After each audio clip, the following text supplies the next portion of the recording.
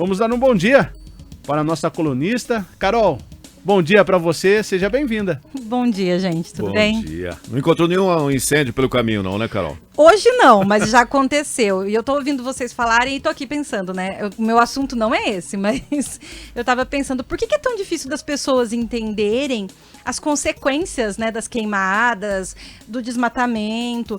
Porque o que eu entendo é que as pessoas não conseguem ver a consequência disso. Porque a curto prazo, se a gente parar para pensar, quando eu desmato uma área, eu planto, por exemplo, um espaço para estar criando gado, entendeu? Ou para ter residências. Quando eu faço uma queimada, é uma maneira muito fácil de eu limpar um terreno. E só que assim, as consequências elas vão vir lá na frente. Né? Então, nossos filhos, nossos netos vão sentir como nós estamos sentindo o que foi feito anteriormente. Exato. Né? Então, esse calorão todo que a gente passa hoje, essa dificuldade, esse racionamento de água que a gente está vivendo, né? Então a gente tem que lembrar, por exemplo, que lá na região da floresta amazônica, né, é uma região que é responsável por grande quantidade de chuvas que a gente recebe aqui. Como a gente está tendo uma alteração muito grande no meio ambiente, a gente também tem uma alteração no clima, no ciclo de chuvas, né? E mais, né? Recentemente a gente está acompanhando algumas matérias referentes a alguns estudos que diz o seguinte: aonde tem uma árvore ou algumas árvores, né? Uma área verde e tal, a temperatura era bem mais baixa, até 3 graus de diferença. Então, só isso aí já as pessoas já poderiam, né, botar na consciência e falar, poxa vida, né? Nossa, com certeza, já faz uma diferença gigantesca, né? Aqui eu falo que eu sinto muita falta de árvore aqui na cidade de Capivari, né? Quem sabe as pessoas têm um coração tocado e começam a plantar um pouquinho. Verdade. Carol, mas já mudando um pouquinho do assunto, o que nós vamos debater nessa terça-feira? Tá chegando o fim mês de setembro, né? Setembro, que foi o mês aí de Setembro combate. Amarelo, né? Mês do combate, da prevenção ao suicídio. E aí eu resolvi falar ainda desse tema, mas voltado principalmente para os homens. Aí as mulheres vão falar assim, então não precisa ouvir? Não, precisa ouvir sim, porque elas vão nos ajudar bastante, tá? E eu acho que é meio que mexer num vespeiro. Mas bora lá. Vamos lá, então. Vamos tentar. Por que eu resolvi falar disso? Eu acho que as pessoas não imaginam, mas a nossa população... a gente tem um número de suicídio quase 3 vezes maior entre homens do que mulheres. Então, por exemplo, em 2017, que foram os dados que eu consegui, de uma forma geral, no Brasil foram 10.218 mortes de homem e 2.828 de mulheres por suicídio. Quando a gente pensa na idade de 15 a 29 anos, que a gente chama de jovens, né? Essa taxa variou. Homens foram 2.649, enquanto as mulheres, 733 mulheres. Carol, né? Mas por que os homens se matam mais do que as mulheres? Nem sempre eles tentam mais, tá? Nem sempre. Mas muitas vezes o meio que eles escolhem é um meio mais letal, né? E tem algumas características que a gente chama... características dessa masculinidade, né? Algo que a gente espera do homem, que acaba contribuindo para a gente ver esse homem como, como mais suscetível, mais vulnerável. Eu vou explicar isso melhor para vocês. Então, assim, vamos lembrar que 79% dos casos de suicídio acabam acontecendo nos países de baixa e média renda, que é o nosso caso, né? Mais da metade das pessoas que cometem suicídio tem abaixo de 45 anos, ou seja, geralmente são pais de família, são pessoas que são produtivas economicamente falando, são pessoas que têm uma vida inteira ainda pela frente. Né? E qual que é o perfil mais comum? O perfil mais comum são homens, jovens, negros, com até 11 anos de escolaridade e que geralmente não tem um cônjuge, não tem um parceiro ou uma parceira, né? E, assim... eu estava falando da questão da masculinidade, né?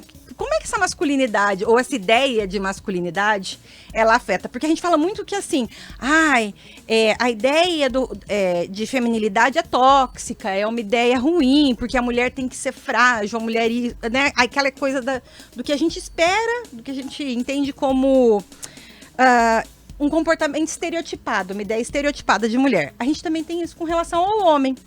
Quantos meninos não cresceram? Homem não chora. Você tem que ser forte, menino. Né? Enxuga essas lágrimas. Então, assim, os meninos, eles crescem ouvindo coisas desse tipo. Expressar as emoções, os sentimentos, parece ser sinônimo de fragilidade, de fraqueza. Vai guardando. Vai represando. Exatamente. E aí, pra piorar, ainda pedir ajuda. Nossa senhora, aí é o fim da picada, né? Homem não pede ajuda. Homem que é homem resolve tudo sozinho. Quem dirá ajuda de psiquiatra e de psicólogo, né?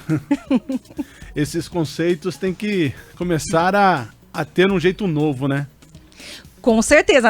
É incrível como numa sociedade como a nossa, que já evoluiu tanto, a gente continue a replicar essa ideia de que a mulher tem que ficar em casa, de que a mulher é o sexo frágil, de que a mulher tem que ser protegida, e de que o homem tem que sair para trabalhar, quase como caçador, né?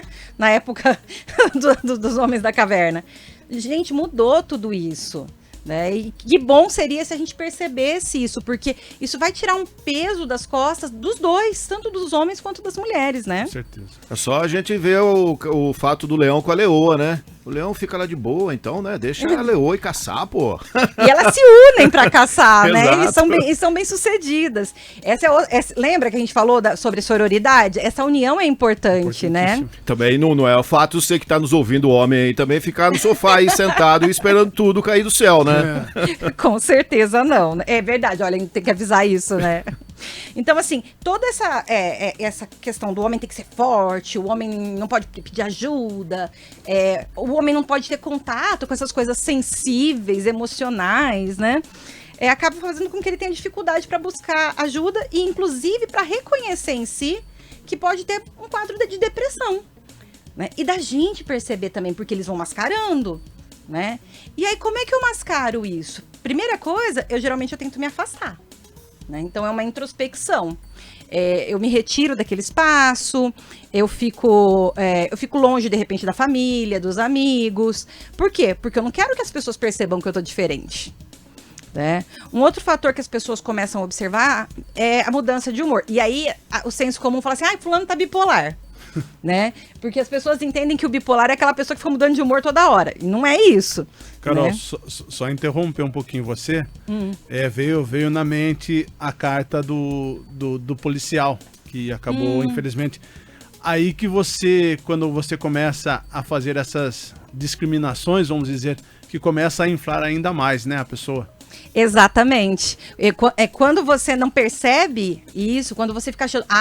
E a gente estava explicando, né? Ele vem de um meio, o policial, ele está num meio em que isso é muito marcado. Essa masculinidade tóxica, ela é muito marcada, né? Então, eu imagino que para essa pessoa foi muito mais difícil, até do que para algumas outras categorias, né? A gente tem alteração de padrão de sono, tem alterações no padrão alimentar, então a pessoa, de repente, começa a engordar demais ou emagrecer demais. Né? Começa a ter insônia ou um sono danado, né? A pessoa só dorme. Ai, fulano é preguiçoso. Mal sabe que o fulano não é preguiçoso. Inclusive, se não me engano, o policial falava isso. Falava isso. Né? Que não era preguiça. E realmente não é uma falta de energia. Né? Um cansaço sem fim, que tem a ver com isso, né? E dificuldade de concentração, então a gente tem perda de produtividade, a gente tem dificuldade para comunicação, porque eu tô me concentrando mesmo. E às vezes a gente tem a ideação suicida e o pensamento de morte. O que é isso? Às vezes a pessoa fala, bem que eu podia morrer, né? Será que se eu tomar veneno, dói muito? Sabe? Tem umas pessoas que falam esse tipo de coisa. Então, presta atenção. Tem uma mudança de comportamento, essa pessoa começou a se despedir, começou a resolver muitos problemas, sabe? Tem uma alteração muito grande no padrão comportamental? Acende uma luzinha aí de preocupação. E aí eu acho que cabe também às mulheres, mães, filhas, né, esposas, perceber essas modificações e, de repente, pegar pela mão essa pessoa e falar, não, calma aí. está precisando de ajuda. Vamos atrás de um profissional para poder te ajudar, né? Então, assim, acho que a mensagem maior é: depressão não é fraqueza, ter contato com os sentimentos não é fraqueza, e pensamento positivo ou muito trabalho, manter a mente ocupada, não significa melhorar um quadro depressivo, porque muitas vezes eu preciso de medicação para isso, tá? Então, assim, aí entra uma outra questão. Medicação antidepressivo não vai te deixar menos produtivo no trabalho, não vai alterar a sua masculinidade, que muita gente acha isso, né? Então, a gente precisa ter consciência disso e entender que psiquiatra e psicólogo não é médico para louco, não é profissional que trabalha com louco, né? Ajuda, né? Ajuda e muito. Abrir os horizontes, né? Mostrar uma outra realidade, né, Carol?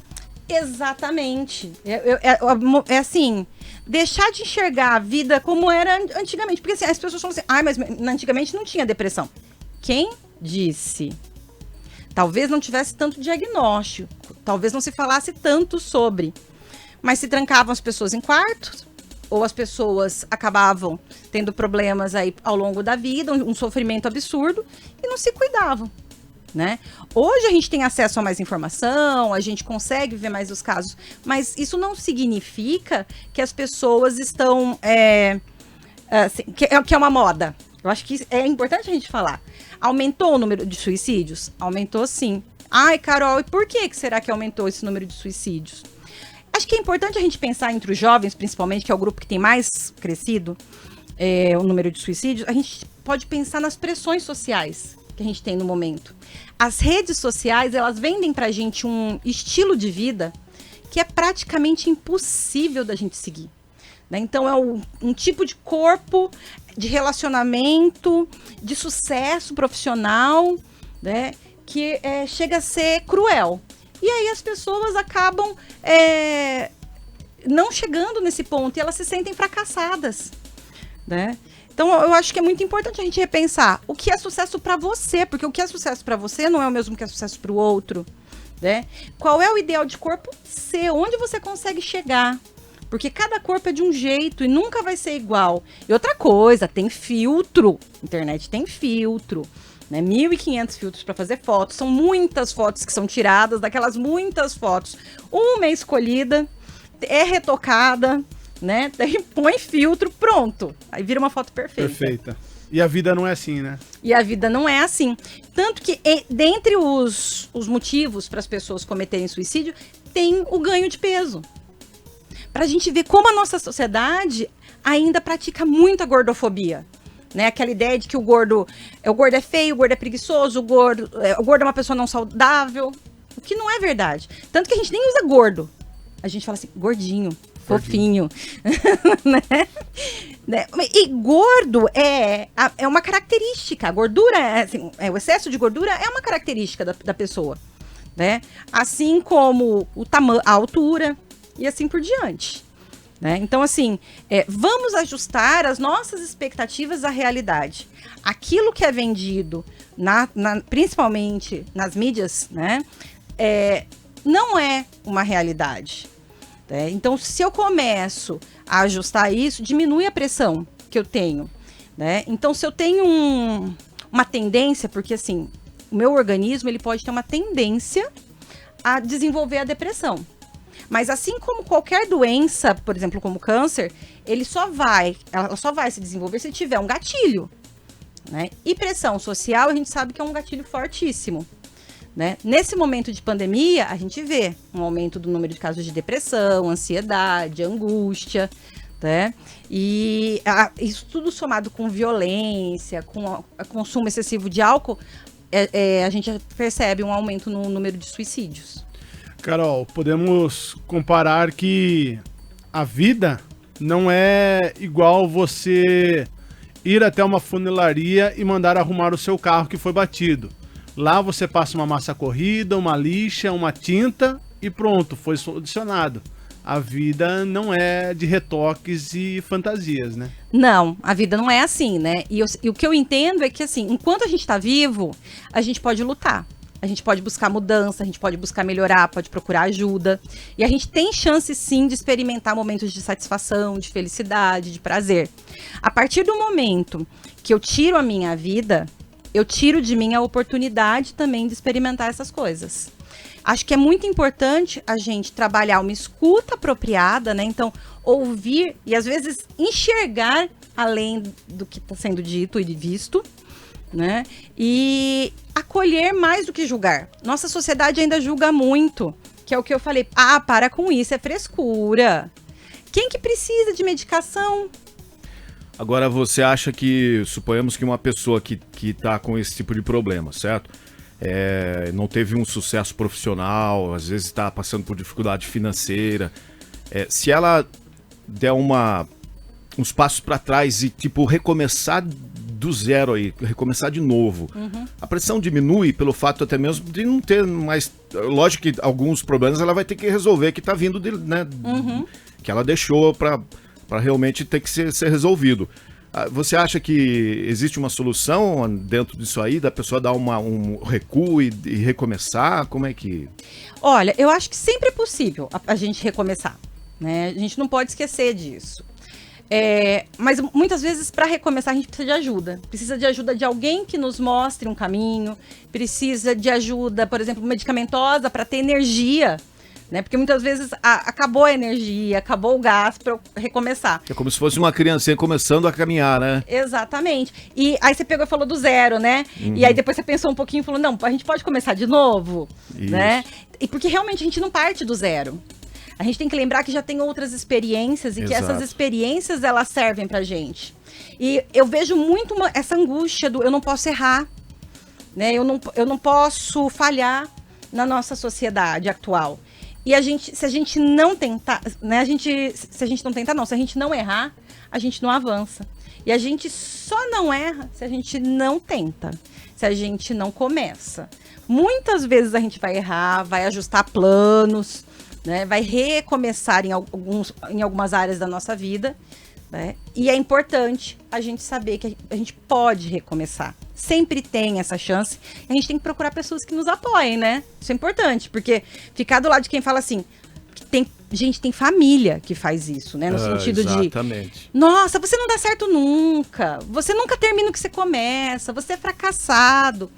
Gente, não entra no rótulo. Eu sempre brinco e falo, você não cabe dentro de um potinho de geleia. Né? Não deixa botar rótulo em você. Você é maior do que isso, né? Muito maior, né? Então, assim, se você não deu certo em alguma coisa que você tentou, provavelmente você vai conseguir realizar outras coisas, né? E essa experiência já te ajuda, assim, a diminuir a probabilidade de erros futuros. E lembrando, né, Carol, para as pessoas que estão passando por essa dificuldade, pela depressão, procure uma unidade de saúde para atendimento. Temos também o telefone 188, que é também, né, para apoiar essas pessoas que estão passando por momentos difíceis. Temos várias opções. Do mesmo jeito que os números aumentam, as campanhas, as conscientizações para esse público também aumenta e muito. Também aumenta e muito. Então, assim, falta de dinheiro não é razão para não obter tratamento. Né? Então, os municípios oferecem esse tipo de serviço. Então, procura, por exemplo, aqui em Capivari tem um ambulatório de saúde mental. Procura um profissional, por exemplo, se você tiver um plano de saúde, porque os planos de saúde também cobrem atendimento psicoterapêutico e psiquiátrico. As redes de saúde oferecem medicação, tem uma gama de medicação que pode ser usufruída desde que o médico tenha indicado. Né? Então, assim, não deixa de procurar ajuda. Não deixe de procurar ajuda. O 188, que é o telefone do CVV, né, do Centro de Valorização da Vida, ele é um telefone que, assim, ele serve para acolhimento, é mais para urgência. Ele não vai te ajudar a resolver o problema. Né? Ele mais dá um suporte no momento de crise. Se você está naquele momento que você está pensando besteira... Isso, e às vezes você não tem... Isso, eu não tenho com quem falar, eu estou me sentindo sozinho, eu recorro ao CVV, por exemplo. 188. 188, tá? Vale para nacional esse número. Carol, terminamos esse debate de hoje, esse bate-papo, e eu vou jogar já um